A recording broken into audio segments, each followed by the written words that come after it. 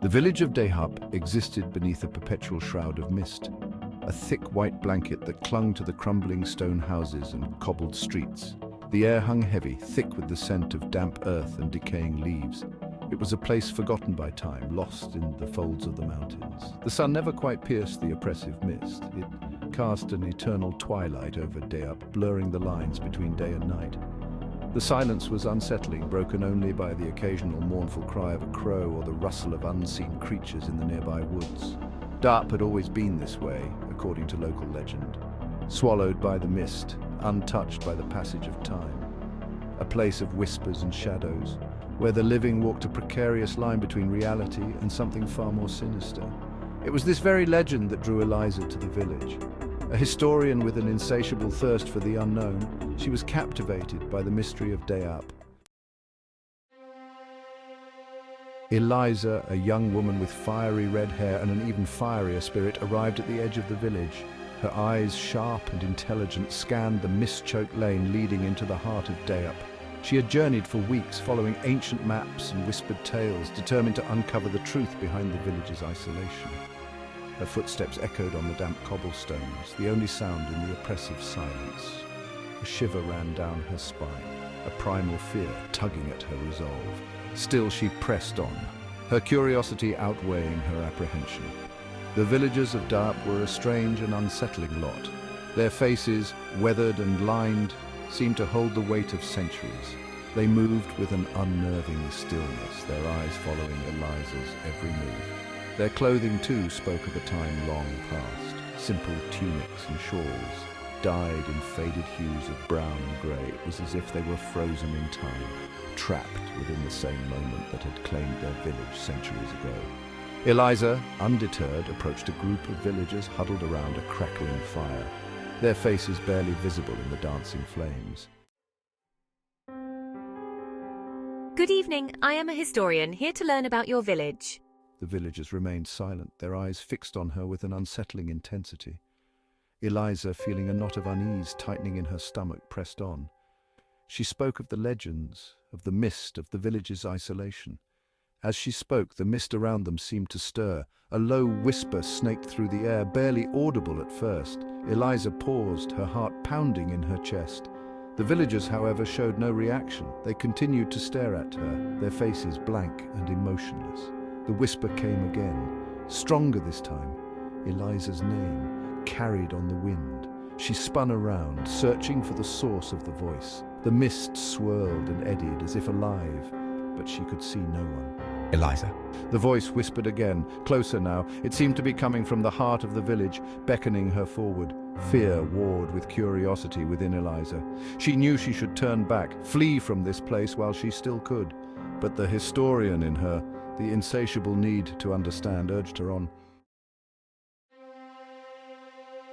Driven by a force she could not explain, Eliza followed the whispers deeper into the village. The mist clung to her like a shroud, obscuring her vision. The path, barely visible beneath a carpet of dead leaves, led her up a steep hill. At the crest of the hill stood a mansion. It loomed out of the mist, a Gothic monstrosity of crumbling stone and darkened windows. The whispers seemed to emanate from its very walls, drawing Eliza towards it with an irresistible pull. The iron gates, wrought with twisted figures and grotesque faces, hung open as if inviting her inside. Eliza hesitated for a moment, her hand hovering over the rusted metal. A shiver ran down her spine, a sense of overwhelming dread washing over her. Taking a deep breath, she pushed the gates open and stepped onto the overgrown path leading to the mansion's entrance. The whispers intensified, swirling around her like a vortex of sound. They seemed to be urging her on, promising answers to the mysteries that had drawn her to Deahp. The mansion's front door, a massive slab of oak, warped and cracked with age, stood ajar. A faint light flickered from within, beckoning Eliza closer. Eliza, come inside. With a mix of fear and anticipation, she crossed the threshold and stepped inside. Section 5, Secrets in the Dust. The air inside the mansion was heavy with the scent of dust and decay. Cobwebs hung from every corner, and the only sound was the soft patter of water dripping from a leak in the ceiling. The faint light led Eliza down a long, narrow hallway lined with portraits. The faces in the portraits, though covered in a thick layer of grime, seemed to follow me with their eyes. Men and women dressed in the finery of a bygone era, their expressions frozen in a mixture of arrogance and despair. Eliza's footsteps echoed on the wooden floorboards, each step kicking up clouds of dust. She reached the end of the hallway and pushed open a set of double doors. The room beyond was a library, its shelves stacked high with leather-bound volumes. A fire crackled in the hearth, casting flickering shadows across the room. A large mahogany desk sat in the center of the room, its surface covered in stacks of papers and open books. I approached the desk, my fingers tracing the spines of the books. I recognized some of the titles, ancient texts on history, folklore, and the occult. But others were unfamiliar, bound in strange leathers and marked with symbols I had never seen before. As she reached for one of the unfamiliar books, a gust of wind slammed the library door shut. Eliza jumped, her heart pounding in her chest. She turned to face the door, her hand instinctively reaching for the dagger she carried at her waist. Section 6. Reflections of Eternity. The whispers, which had faded to a low murmur, suddenly intensified. They swirled around her, a cacophony of voices vying for her attention. Eliza spun around, trying to locate the source of the sound, but it seemed to be coming from everywhere and nowhere at once. My gaze fell upon a large, ornately framed mirror hanging above the fireplace. The mirror, its surface dulled with age, reflected the flickering flames of the fire. But as I watched, the reflection began to shift. The flames seemed to recede, replaced by a swirling mist that mirrored the one I had encountered upon arriving in Deahp. Then faces began to appear within the mist, faces she recognized from the portraits lining the hallway, the previous inhabitants of the mansion. They stared out at her, their expressions pleading, their mouths moving soundlessly. I realized with a growing sense of horror that they were trying to warn me.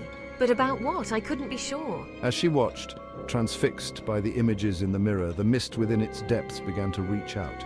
Tendrils of white swirling vapor snaked towards her, their touch icy cold against her skin. Eliza stumbled back, a scream rising in her throat. The whispers intensified, becoming a deafening roar that seemed to shake the very foundations of the mansion. She turned to flee, to escape the madness that had gripped the house, but the way out was blocked. Standing in the doorway, their faces obscured by the shadows, were the villagers from the village below. They moved with a speed and agility that belied their age, their eyes burning with a cold, malevolent light. Section 7. Trapped in Time. Panic surged through Eliza. She was trapped. Caught between the spectral horrors of the mansion and the unnervingly silent villagers who blocked her escape, she drew her dagger, the cold steel offering little comfort against the supernatural forces that seemed to be closing in on her. The villagers advanced, their movements fluid and predatory. I lashed out with my dagger, my heart pounding against my ribs, but my blade passed through them as if they were made of smoke. The whispers reached a fever pitch, a chorus of voices screaming her name. Eliza felt a cold hand close around her wrist, pulling her towards the mirror. She struggled against the unseen force, but it was no use. The mirror loomed closer, its surface now a swirling vortex of mist and faces. Eliza caught a glimpse of her own reflection, her features distorted and unfamiliar in the ghostly light. Then, with a final, heart-stopping lurch, she was pulled through the mirror's surface. The world dissolved into a blinding white void. The whispers faded, replaced by an eerie silence that seemed to stretch on for an eternity. Then, slowly, the world around me began to solidify. I found myself standing in the mansion's library, my hand still outstretched towards the mirror. The fire crackled in the hearth, casting dancing shadows across the room. Everything seemed exactly as it had been moments before, but something was different. I could feel it in my bones, in the very air I breathed. I was no longer the same. Section 8. The legend continues. Eliza walked to the library window and peered out at the village below. The mist still clung to Deahp, obscuring its secrets from the outside world. But Eliza saw it now, saw the truth that had been hidden for centuries. The villagers were not prisoners of the mist. They were its guardians, bound to it for eternity. And now, Eliza was one of them. Trapped within the confines of Deahp, my fate intertwined with the village's eternal mystery. I could feel the village's power flowing through my veins, cold and ancient. The whispers had faded, but I knew they were still there, lurking beneath the surface of my thoughts, waiting for the moment when I, too, would become a part of the legend of Deahp. Eliza turned away from the window, a strange sense of acceptance settling over her. She was home now, in a way she had never imagined possible. Deahp held her captive, but it also offered a strange sort of solace. She was no longer bound by the constraints of time, free to explore the mysteries of the village and the secrets it held. And so Eliza, the historian who had sought to unravel the mysteries of Deahp, became a part of its legend. Her story, a cautionary tale whispered on the wind, a reminder that some secrets are best left buried beneath the mist. The village remained shrouded in its eternal twilight, waiting for the next curious soul to stumble upon its path.